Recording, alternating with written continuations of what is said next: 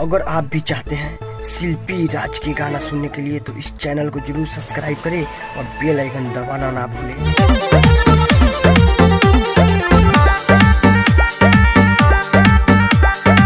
Music by Priyanshu Singh.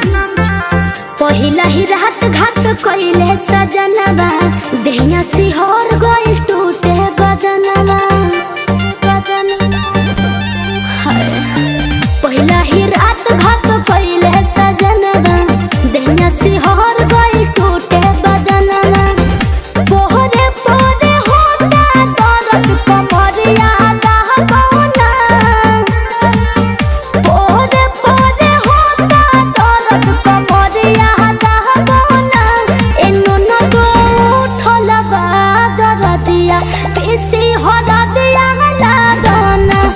एनो न गो उठल बा दरदिया, पीसी हरदिया लागना।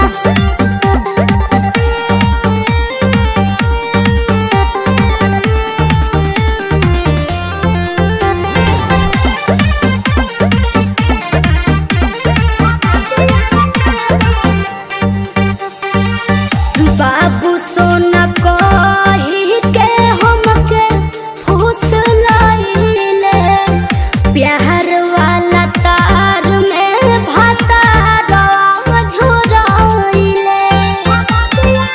सुना ना,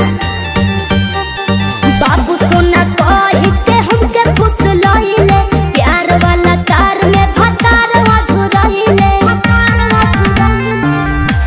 कही के छोड़ो छोड़ो वही से सतावना।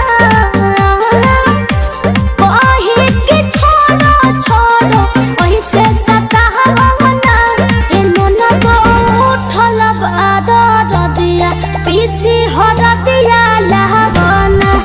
एनो न गो उठल बा दरदिया, पीसी हरदिया लागना। पीसी हरदिया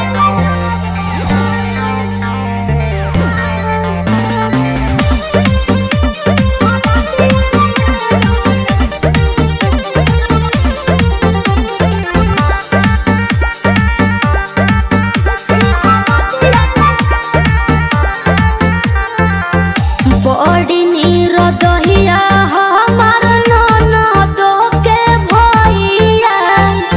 मुअनी दर्द से तहब दिहले ना दवाइया।